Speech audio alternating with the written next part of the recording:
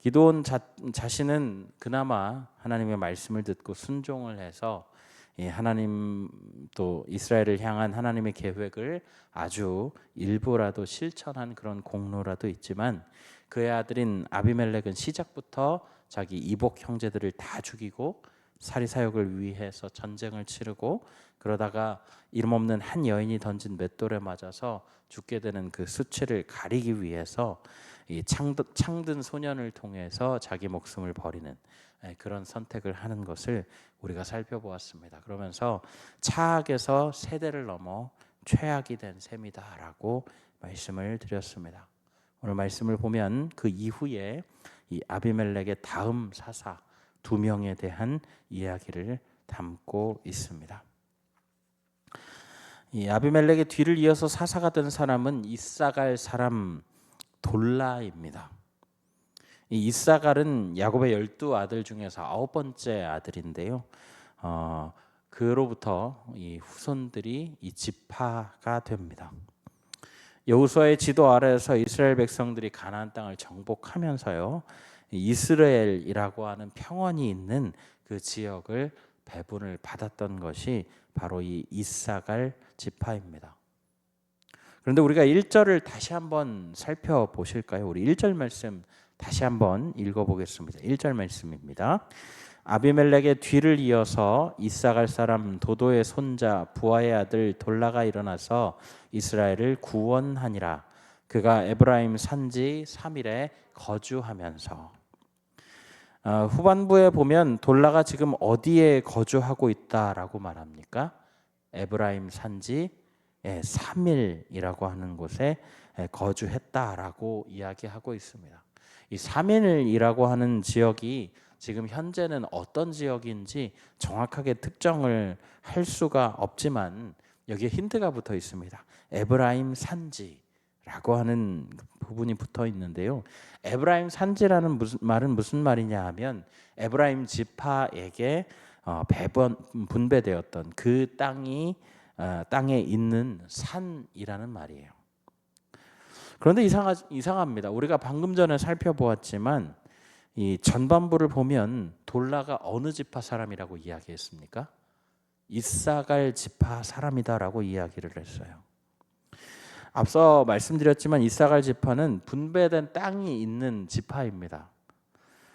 이 고대 근동 시대를 좀 우리가 돌아보면 뭐 교통이라든지 도로가 이제 정비되거나 준비되어 있지 않은 그런 상황일 뿐만 아니라 이 집단이 모여 있는 곳이 시족 사회인 경우가 대부분이었습니다. 그러니까 이 혈족 관계로 묶여 있었다라는 이야기죠. 이렇게 되어 있었기 때문에 이게 이사를 간다라고 하는 것이 고대 시대에는 그렇게 쉬운 일이 아니었습니다. 여러분 기억하시겠지만 우리가 다 아는 이야기인데 창세기 아브라함에게 하나님이 말씀하시죠. 네 본토 아비집을 떠나 내가 명령할 땅으로 가라 라고 이야기를 하실 때에 아브라함이 그 땅을 떠나게 되는데, 여러분 그 땅을 떠난다라는 것은 그저 거주지를 옮긴다, 요즘처럼 이쪽 지역에서 이쪽 지역으로 그저 옮긴다라고 하는 정도의 이야기가 아닙니다. 그것은 어떤 의미냐면 아까 제가 시족사회라는 말씀을 드렸는데 혈족으로 뭉쳐있기 때문에 이 가장 믿을 만한 사람들에 의해서 그 안전이 보장이 되고 함께 살아갈 수 있는 방어 공동체를 만든다라는 그런 개념이 사실은 더 큰 것이죠. 뭐 아시겠지만 친척들이 모여있는 집성촌 같은 데를 가면 어디를 가나 나 누구누구 몇 대 손이다 이렇게 얘기를 하면 뭐 도움을 받을 수 있고 이런 부분들이 있지 않습니까? 그런 것처럼 혈족으로 뭉쳐있는 그 지역에서 벗어난다는 것이 그 당시의 관념으로는 굉장히 어려운 일이었습니다. 생명을 담보로 하는 일이었다라는 것이죠. 그런데 그런 상황에서 특별히 이 이스라엘 민족에게는 더더욱 이 이주라고 하는 이사라고 하는 것이 어려울 수밖에 없었던 것이 무엇이냐면 하나님께서 그 땅을 배분을 하십니다. 이제 모세의 영도하에 이 애굽을 나오죠. 출애굽을 하고 난 다음에 이제 하나님이 원하시는 땅, 하나님이 명령하신 그 땅이 가나안으로 여호수아를 통해서 들어가게 되는데, 그 땅에 들어가서 정복 전쟁을 치르면서 이 마지막 부분에 이르면 땅을 분배하는 장면이 나오거든요. 그래서 분깃을 따라서 어느 지파는 어디, 어느 지파는 어디 이렇게 땅을 분배하는 장면들이 나오는데, 이렇게 땅을 분배했으니 그 땅에서 평생을 대를 이어서 살아가게 되는 것이 너무 당연했던 그런 시대였다라는 것이죠. 재정적으로 어려울 때에 땅을, 너무 어렵기 때문에 땅을 팔 수는 있습니다. 그런데 기본적으로 이스라엘의 모든 영토는 하나님 것이거든요. 그러니까 소유가 하나님의 것이니 희년, 그러니까 7년이 7번 지나고 그 다음 해인 50년째 해가 되면 그 땅을 다시 주인에게 돌려줘야 하는 그런 희년이라고 하는 제도가 있었습니다. 그래서 이 원칙이 잘만 지켜진다고 하면 아무리 그 생활이 궁핍하고 어렵다 할지라도 자기가 배분되었던 그 땅에서 떠날 이유가 없다라는 것이죠. 여기에 더해서 이스라엘 백성들에게 특별한 제도가 하나 더 있었는데요. 고엘이라고 하는 제도입니다. 이게 뭐냐면, 경제적으로 혹시 어려운 사람이 있잖아요. 그러면 그 사람의 친척들, 친족들이 이 빚을 갚아준다든지 아니면 팔린 땅을 다시 사준다든지 해야 하는 그런 제도적인 장치를 만든 것이죠. 그래서 그 땅에, 이스라엘 땅에는 원래는 이 떠돌아다니는 외국 사람 제외하고 떠돌아다니는 나그네는 없어야 합니다. 왜냐하면 하나님께서 그런 제도적 장치들을 통해서 가능하면 그런 존재들을 만들지 않게 하기 위한 그런 방안들을 다 준비해 놓으셨다라는 것이죠. 그렇게 만들어 놓으셨는데 지금 이 말씀을 보면 이 돌라가 자기 지파의 땅을 벗어나서 다른 땅에서 살고 있습니다. 이게 우리가 돌라 사사의 정확한 상황이나 사정을 우리가 알 수가 없죠. 성경에 정확하게 기록되어 있지 않기 때문에. 그렇지만 어쨌든 간에 그 시대에 뭔가 우리가 아까 이야기했던 뭐 고엘이 잘 안 지켜졌다든지 아니면 희년의 이 전체 모든 땅의 주인을 다 다시 되돌려주는 그런 일들이 잘 안 지켜지든지 하는 그런 이유로 지금 이 사람은 자기 지파의 땅을 떠나서 다른 지파의 땅에서 나그네 생활을 하고 있었다라는 것입니다. 그리고 이것이 이 사사라고 하는 대표적인 사람에게서만 드러난 현상이 아니라 그 당시에 이스라엘 영토 안에서 굉장히 빈번하게 이루어지고 있다라는 것이죠. 이 하나님께서 이스라엘 백성들에게 가나안에 지켜 행해야 될 것들을 명령과 규례로 남기셨거든요. 그런데 그 남기신 것들을 통해서 하나밖에 없는 하나님 나라의 모델 하우스를 지으려고 하셨던 것이 바로 이 이스라엘 백성의 공동체인데, 그 공동체의 이 모습들을 지금 이스라엘 백성들이 어기고 있다라는 것입니다. 여러분, 이것이요 우리가 앞서 보았던 아비멜렉 이후의 이스라엘 백성들의 모습입니다. 1절 말씀이 어떻게 시작을 합니까? 처음에 뭐라고 나오죠? 아비멜렉의 뒤를 이어서. 여러분, 이것이 어떤 의미인지를 우리가 좀 알아야 돼요. 굉장히 묵직한, 굉장히 무게감입니다. 우리가 9장을 살펴보았습니다. 이 아비멜렉이라고 하는 사람이 저지른 만행은 좀 표현을 좀 과장돼서 하면, 그렇지 않아도 조금씩 하나님의 길로부터 멀어져서 타락의 길로 가고 있었던 그 이스라엘 백성들을 이제 완전히 시궁창으로 밀어버리는 일이었습니다.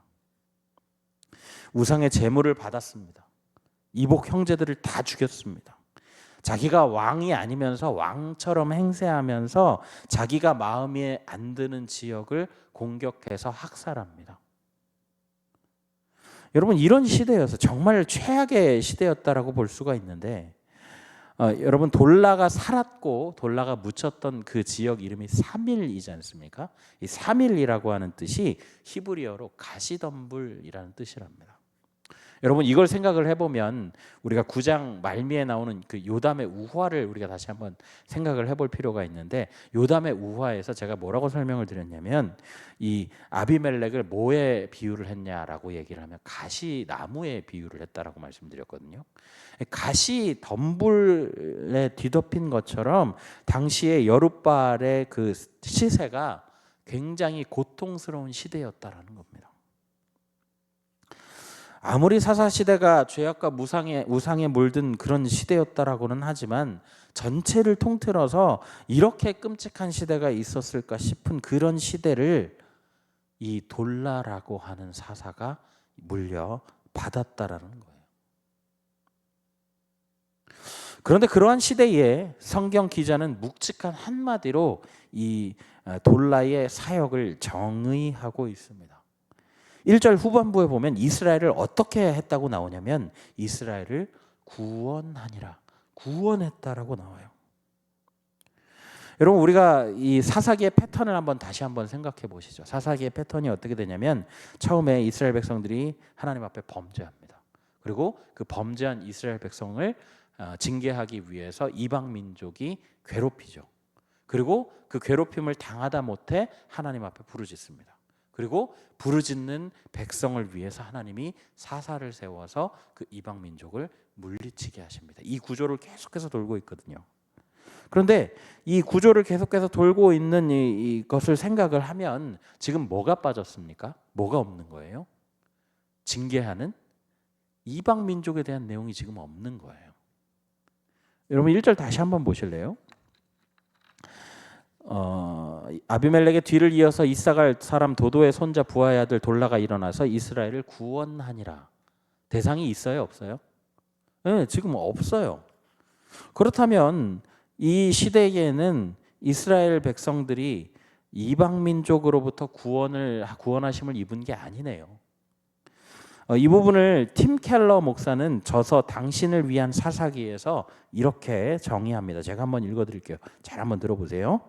돌라는 이스라엘을 누구로부터 구하려고 일어났는가? 9장에 답이 있다. 돌라는 이스라엘을 이스라엘 자신으로부터 구했다. 궁극적으로 하나님의 백성은 우리를 우리 자신으로부터 구해줄 리더가 필요하다. 우리 마음의 실패와 야심으로부터, 우리 중에 분열과 반목으로부터 우리를 구해줄 리더가 필요하다. 여러분 그러니까요. 지금 돌라는 통상적인 외적의 침입을 물리친 것이 아니라 내부적인 문제들, 하나님을 향한 배신, 율법을 업신여김, 우상의 문제, 이런 것들로부터 이스라엘 백성을 구해내는 역할을 했다라는 것입니다. 이게 성경학자들의 공통적인 견해예요. 왜 여기에 이방 민족이 안 들어갔느냐에 대한 정확한 표현이죠. 그리고 그 기간이 얼마나 되었는지 우리 2절 말씀 함께 보실게요. 2절 말씀 우리 함께 읽어보실까요? 2절 말씀 함께 읽겠습니다. 이스라엘의 사사가 된 지 23년 만에 죽음에 3일에 장사되었더라. 몇 년 만이요? 네, 23년 만에.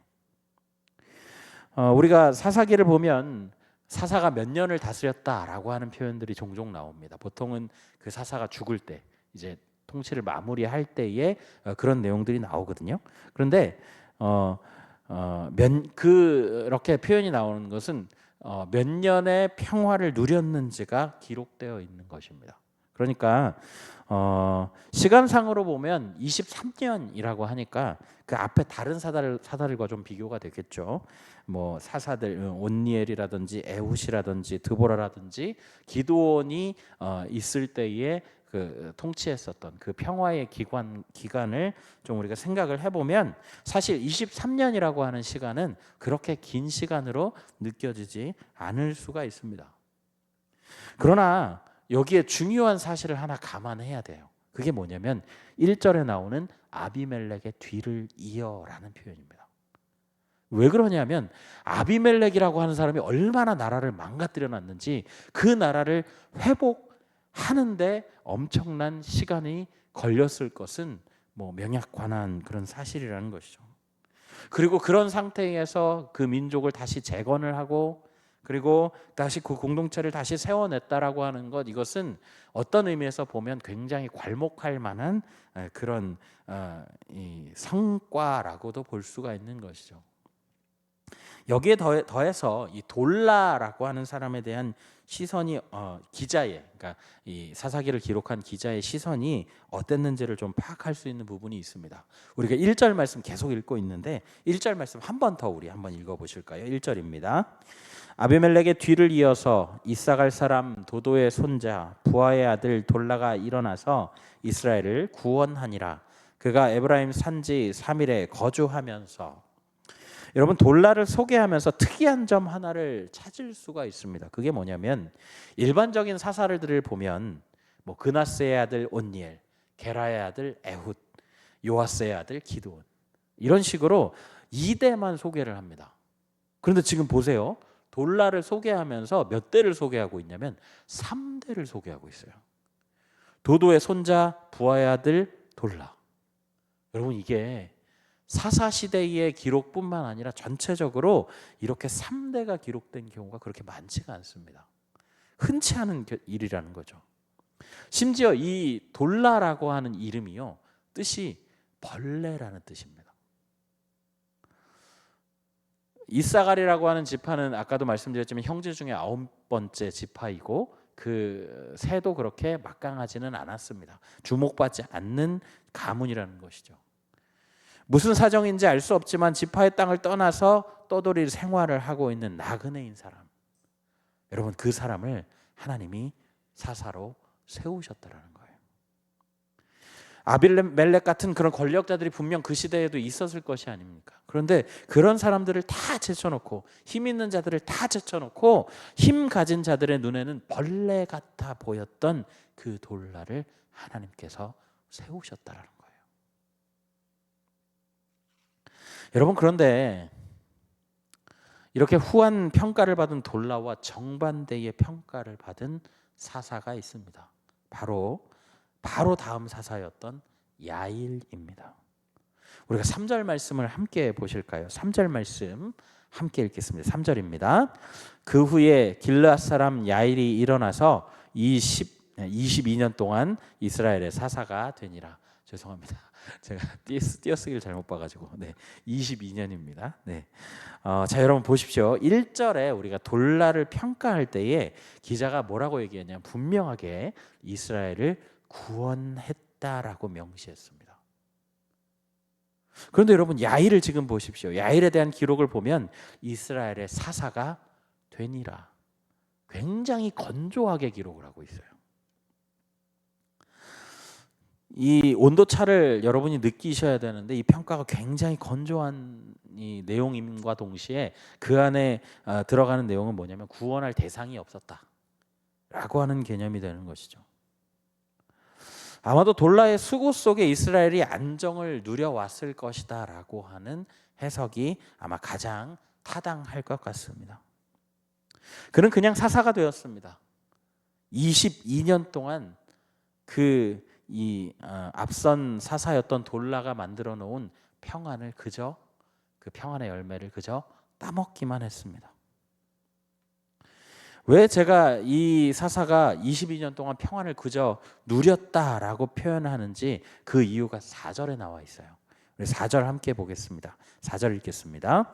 그에게 아들 30명이 있어 어린 낙이 30을 탔고 성읍 30을 가졌는데 그 성읍들은 길르앗 땅에 있고 오늘까지 하봇 야일이라 부르더라.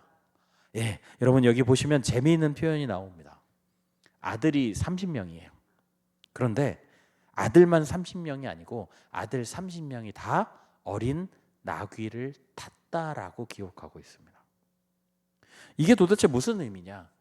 여러분, 낙타는요, 그 당시에 굉장히 고급 자가용 같은 겁니다. 그러니까 지금 이 아들들이 다 어린 나귀를 탔다라고 하는 표현은 그 아이들이 우리 지금 요즘 시대로 얘기하면 다 개인 자가용이 다 있었다는 얘기예요. 그러니까 여러분, 얼마나 부유한 집안입니까? 여기뿐만 아니라 성읍을 30개를 가졌대요. 여러분 여호수아 시대에 그 땅을 배분하면서 이 이스라엘 전체의 주요 도시들을 따질 때에 이 총 개수가 11개가 나옵니다. 이 이스라엘 그 가나안 영토 전국을 따졌을 때요. 그런데 여기는 30개의 성읍을 가졌다라고 이야기해요. 무슨 얘기예요? 땅을 어마어마하게 가졌다라는 이야기입니다. 우리가 그 30개의 성읍의 크기를 다 따지지는 못하지만 적어도 그 성읍 한 개가 일반 개인이 가질 수 있는 하나의 땅보다는 훨씬 크지 않겠습니까? 그렇다라고 얘기를 한다면 30개의 성읍을 가졌다라고 하는 얘기는 이 사람이 어마어마한 부자였다라는 이야기예요. 여러분, 그러면 그게 뭐 부자가 잘못됐다는 얘기인가? 여러분, 그 얘기를 하는 게 아닙니다. 지금 여기에 무슨 얘기가 빠져 있냐면요, 도대체 얼마나 기록할 내용이 없었으면 부자였어요를 이야기하겠어요. 그러니까 이 사람의 행동이나 어떤 사사로서의 활동 중에 이 민족을 위했다거나 하나님의 역사를 경험했다거나 아니면 돌라처럼 이스라엘을 구원했다던가 이런 쓸만한 내용들이 하나도 쓸 말이 없었다라는 이야기입니다. 결국 이 부자라고 하는 표현이 부정적으로 들릴 수밖에 없잖아요. 그래서 우리가 부정적인 눈으로 이 내용을 다시 한번 보자고요. 그렇다고 한다면 이 내용은 뭐냐면 개인의 부와 30개 성을 가질 만큼의 권력을 22년 동안 무려 22년 동안 누렸을 뿐이고 어떠한 그 사사로서의 면모를 보여준 것이 전혀 없다라고 하는 얘기가 됩니다. 여러분, 히브리어로 야일이라는 말이 무슨 뜻인지 아세요? 하나님의 빛을 비추어라, 이런 뜻이에요. 이름은 정말 놀랍죠. 그런데 그 이름에 전혀 걸맞지 않는 그런 모습으로 살아갈 뿐만 아니라 개인의 욕심만 채우는 일에 집중했다라고 하는 것을 이 말씀을 통해서, 행간을 통해서 우리가 알 수 있다라는 것이죠. 우리가 이제 몇 절의 말씀으로만 기록된 이 두 명의 사사에 대해서 좀 살펴보았는데요. 사사기 기자의 이 극명한 이 비교가 보이시는지 모르겠습니다. 사사 돌라는 상대적으로 주목받지 못하는 지파에서 태어났습니다. 그리고 자기 지파 영토에서 살지 못하고 다른 지파 영토에 새빵살이하면서 이름처럼 벌레와 같은 그런 처량한 신세였지만 하나님이 그를 사사로 세우셨고 이스라엘을 구원하는 놀라운 일들을 해냈습니다. 아비멜렉으로 인해서 망가진 그 이스라엘을 재건하는 일에 훌륭하게 자기 역할을 다 감당했던 사사였죠. 그런데 반면 사사 야일은 풍족한 개인 재정과 또 지속된 평화 속에서 사사가 되어서 하나님이 원하시는 일들을 감당하거나 민족을 위한 헌신 같은 것은 전혀 없이 그저 잘 누리다가 죽은 자신의 이름값도 못한 사사였더라는 것입니다. 결국 이 두 사람은 비슷한 시기에 사사로 사용받았지만 한 사람은 긍정적인 평가로, 한 사람은 부정적인 평가로 기원 전까지 합치면 3,000년 정도 훨씬 지난 지금까지도 사람들의 입에 오르내리게 되었다라는 것이죠. 사랑하는 성도 여러분, 제가 지난 성경대학 시간에 이강덕 목사의 표현을 인용하면서 이 시대를 신사사 시대 이렇게 말씀드린 바 있습니다. 각자의 소견에 옳은 대로 행동하는 시대, 스스로 판단자, 왕이 되고자 하는 시대, 가난과 같은 세상 가운데 공중 권세 잡은 그 사탄의 가치와 명령을 충실히 이행하는 시대, 하나님을 따르는 것에 대한 고민이 희미해져 가는 시대라고 말씀을 드렸습니다. 여러분, 그렇다면 오늘 이 시대는 어떻습니까? 지금 시대를 우리가 다시 한번 생각을 해볼 때에 과거에는 이 성경 시대에는 사사라고 하는 한 사람을 부르셔서 한 민족을 구원하게끔 지도자로 세우셨죠. 여러분, 지금은요, 우리 한 사람 한 사람이 이 시대의 사사라는 사명을 띠고 이 자리에 서 있다라는 것입니다. 그렇다면 여러분께 정중하게 질문 드리겠습니다. 여러분, 하나님께 어떠한 사람으로 기억되고 싶으십니까? 돌라의 길을 따르시겠어요? 아니면 야일의 길을 따르시겠습니까? 그러고 보면 돌라의 모습은 예수님의 모습과도 언뜻 닮아 있는 것처럼 보입니다. 예수님도 주목받지 못하는 나사렛이라는 동네 출신이었습니다. 머리 둘 곳이 없다 하시면서 나그네와 같은 삶을 이 땅 가운데서 사셨죠. 죄로 망가진 이스라엘을 재건해야 하는 막중한 임무를 띠고 이 땅 가운데 오셨습니다. 이스라엘뿐 아니라 온 세상이 평화를 누리게 하기 위해서 쓰임 받으셨죠. 오늘날의 영적 이스라엘, 믿는 자들을 구원하기 위해 십자가를 참으셨습니다. 여러분, 우리가 이렇게 따져보자면 우리는 예수님의 길을 따라야 합니다. 그리고 우리는 돌라의 길을 따라야 하는 거죠. 사랑하는 성도 여러분, 우리가 예수님의 길, 돌라의 길을 따르라고 하는 말은 다른 이야기가 아닙니다.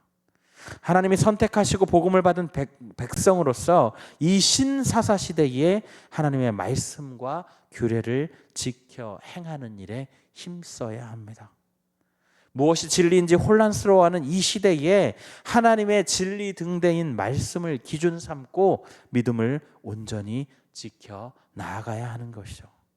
진정한 평화는 복음으로만 임함을 믿고 샬롬 되시는 그 하나님의 이름을 전해야 합니다.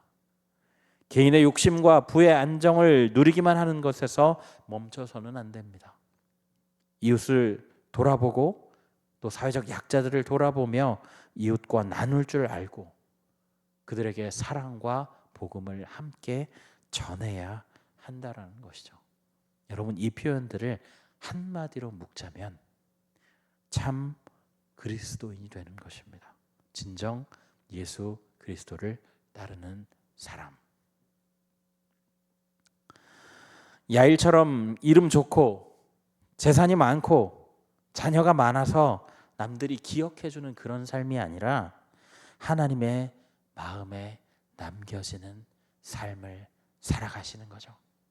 여러분, 그것이 우리 이 시대를 살아가는 그리스도인들에게 맡겨진 우리의 사명이라는 것입니다.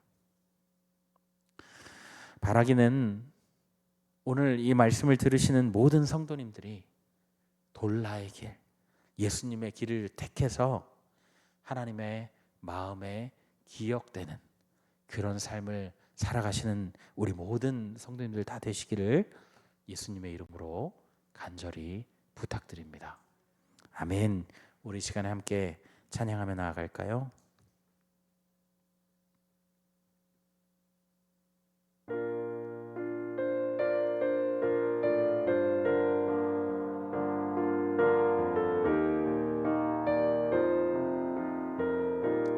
주님 다시 오실 때까지, 주님 다시 오실 때까지 나는 이 길을 가리라.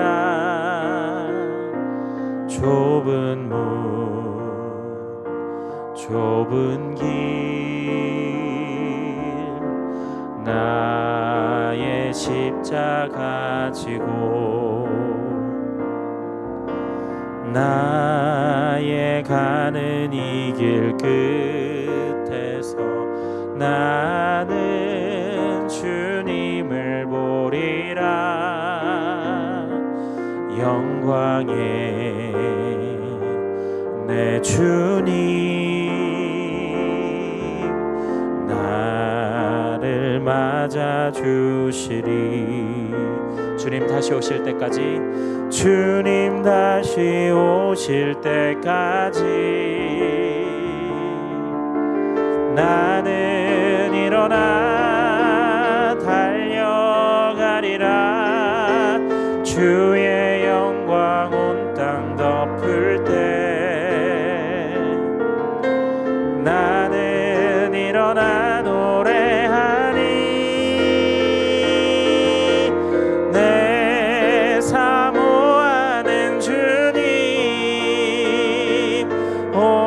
세상 구주시라. 내 사모하는 주님 영광의 왕이시라.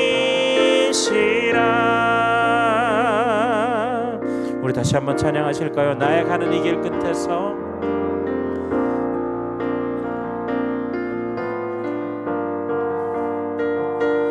나는 주님을 보리라. 영광의 내 주님 나를 맞아주시리. 주님 다시 오실 때까지 나는 일어나 달려가리라. 주의 영광 온 땅 덮을 때 나는 일어나 노래하리. 내 사모하는 주님 온 세상 구주시라. 내 사모하는 주님 영광의 왕이신. 내 사모하는 주님 내 사모하는 주님 온 세상 구주시라. 내 사모하는 주님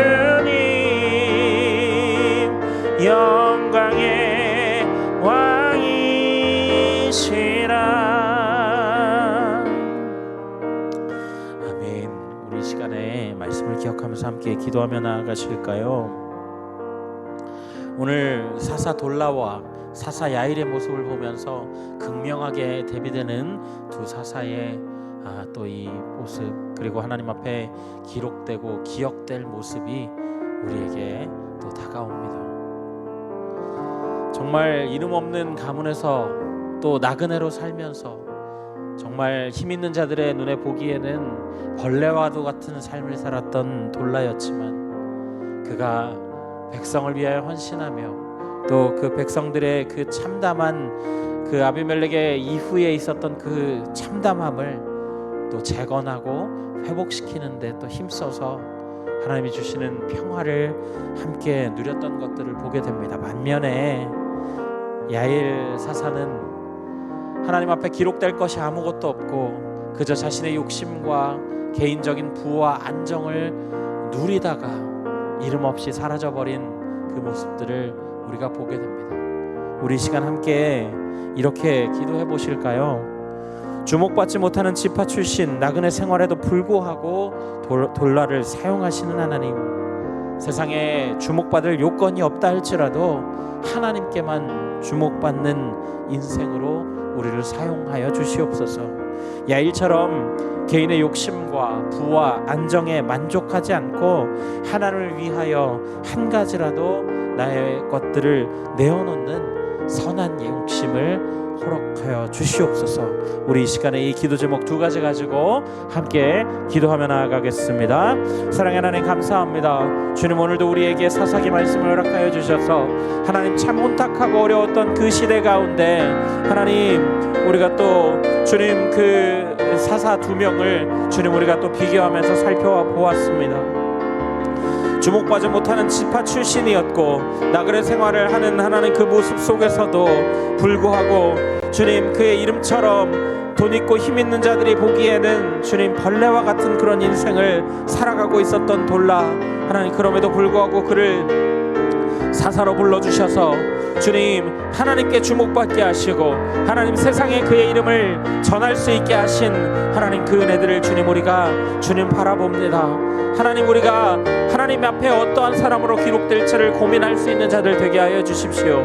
하나님 야일처럼 개인의 욕심 때문에 부의 안정에 만족하지 아니하고 하나님을 위하여 한 가지라도 헌신함으로 인하여서 하나님께 주목받는 인생으로 살아갈 수 있는 우리 될 수 있도록 하는 인도하여 주옵소서.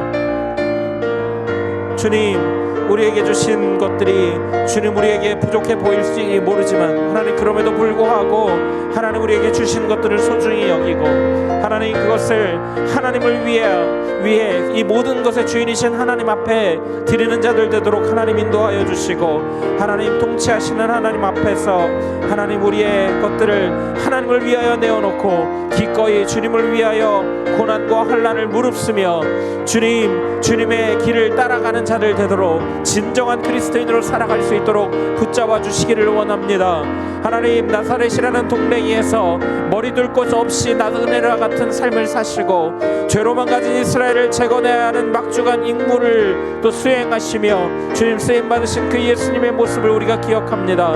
하나님 우리가 예수님의 길 돌라의 길을 따라가므로 주님 우리의 인생이 세상에 주목받는 인생이 아니라 하나님이 주목하시는 인생으로 살아갈 수 있는 자들 되도록 하나님 우리를 붙잡아 주시고 인도하여 주옵소서. 주님 감사합니다.